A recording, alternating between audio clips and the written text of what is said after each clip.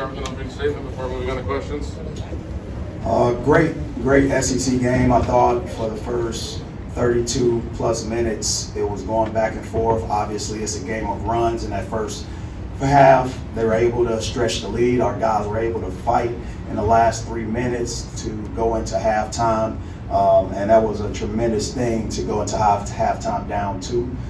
We took care of the basketball, made good shots, converted transition offense from our half-court defense, and ultimately that gave us momentum. But in that second half, we wasn't able to get the lead. I thought we had multiple opportunities to do such, but that's sometimes how the ball bounced. And obviously, we kept them out of transition for the most part, but they made some tough half-court shots with our guys right there in the stands in their face. And I credit our guys for playing so hard. They did a great job in preparation. Our staff did a great job in preparation. And ultimately, Alabama got the win. Questions for Coach Gates and Nick Honor? Coach, did you get an explanation on the double tech? On a double tech? Yeah. I guess the referee saw a double tech. They didn't explain anything to me. And then the shove with NATO, did you get any explanation on that either? Well, Nate apologized after the game. I've known Nate since he was a high school coach in Detroit. But I just posed the question, if that was players in a huddle with a hand on an opponent, what would take place? It would be an automatic technical foul, right? I thought I saw 2 referees in the huddle. It wasn't a technical foul. But that's the question I would pose. If it was players making hand contact, what would take place?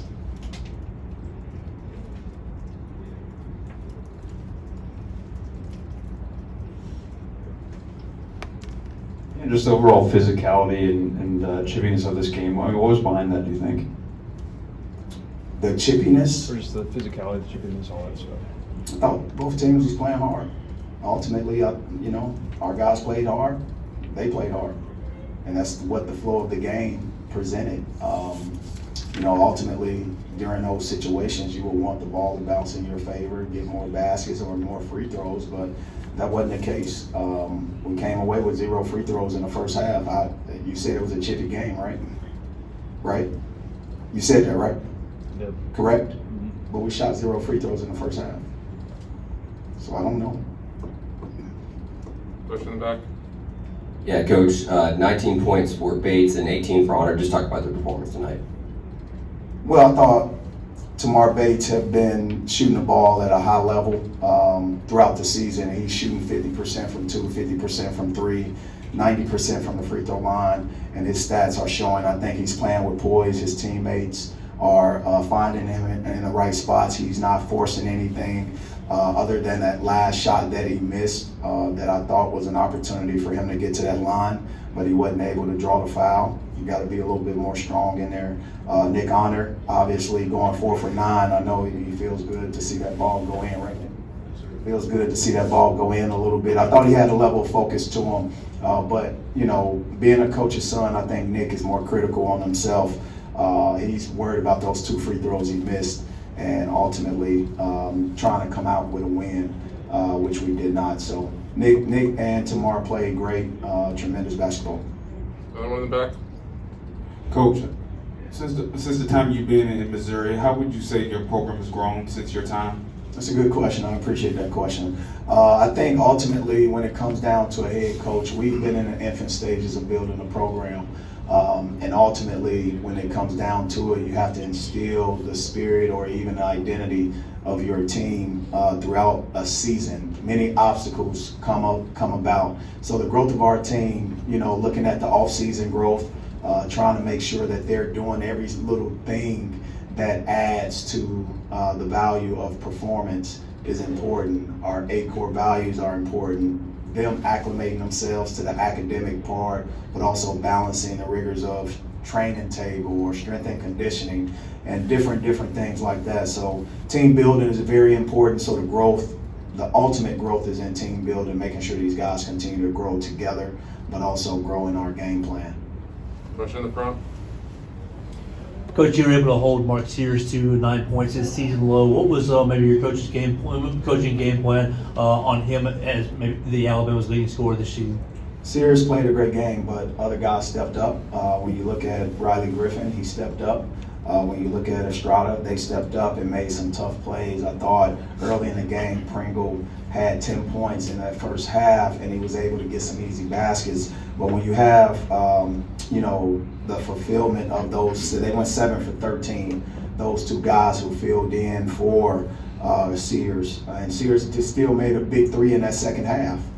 So ultimately, he's a veteran player, one that they'll lean on a lot. But I thought their players stepped up.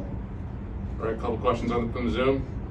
Coach, as far as East goes, we saw him kind of have an off night, and we heard Tom Hart on the broadcast say he wasn't around for a shoot-around last night. Is there anything that you saw about East's performance tonight other than it was just a bad shooting? Well, Sean went out there and played 30 minutes and competed to the best of his ability. Ultimately, he led us with 4 assists, 2 turnovers, 2 steals. He's a young man that's always going to give his very best, no excuses. He was able to dress and put his shoes on, and he tied them tight, and his heart was involved in the game, and that's the most important thing. So he played well. He would love to always play better, but sometimes other guys do step up. Nick Honor stepped up. Jesus stepped up. Tamar Bates stepped up. And Sean was just as loud cheering for those guys as he would or anyone would cheer for him. Dennis, curious, the incident in the huddle with Nate and Aiden, did you see that happen live, or have you seen a replay? And how about Aiden's kind of restraint to walk away? Well, I trust our referees in situations like that, and they had it completely in control, I believe. But again, I pose the question, if players were in a situation where something like that happened, what would it be is the biggest question. What will result in that? I believe, because we did say it was a chippy game, and that happened when? What time was on the clock? Definitely first half. Okay, so that could have, what's that? It happened in the first half, right? Yeah, that was a possibility for us to go to the free throw line, but we shot 0 free throws. And again, ultimately, I trust the referees and that they had everything under control, I guess. A couple questions for Nick, please. Nick, Coach talked about, y'all played a pretty good 32 minutes. What do you think changed down the stretch there that allowed Alabama to pull away? I would say, just second chance points. A couple of those rebounds, bounced not our direction, or we just weren't there. They knocked down a multitude of threes in the second half. And with us, it's really just little stuff. Just that, little small window. As you can see, the game was right there with 8 minutes left, and then they kind of busted the lead open. So I would say just, second chance points, and just the extra efforts. Nick, as one of the veterans in this locker room, what do you guys kind of say to each other to kind of keep when you're on a losing streak like this, keep your mindset where you want it to be? I just tell the guys, it's a long season. The season doesn't end tomorrow, so we just got to fix some things and keep our habits. When you're doing good habits, they don't always, the results don't always show up right away. So we're just going to keep, chopping wood, carrying water, and we'll be successful. One final question for Coach or Nick. Coach, what kind of went into the decision to start Connor Vandenhover, and how would you also evaluate Jesus Kyler and Mark's performance? Well, first of all, Connor earned that opportunity. I thought he played some tremendous basketball, and his presence in a game helps. Ultimately, he's a seasoned guy, been through a lot of games. His minutes may not reflect how important he is, but I thought his focus was there, and he earned that. At the end of the day, Jesus has been playing tremendous basketball coming off the bench, and you guys know me best. At our, when we're at 100% and we have depth, we have multiple guys coming off the bench with the ability to score in double digits. Jesus provides that. Outside of that, we don't know where it will come from. And ultimately, we got to play shorthanded, but we're playing. Our guys, we have no excuses. Our guys are out there practicing every day as hard as they can, and they're performing and giving their very best. And we're going to continue to challenge each other. We're going to stay positive, and we're going to do it without pointing fingers. We're going to do it in an honorable way. We're going to play very hard, and we're going to compete at a high level, and we're going to do it in a respectable way. Again, I'm proud of Aiden Shaw and his ability to restrain himself and his teammates' ability to restrain themselves. But again, Nate apologized after the game. All right, thanks, Coach. Thanks, Nick. Thanks, MIZ.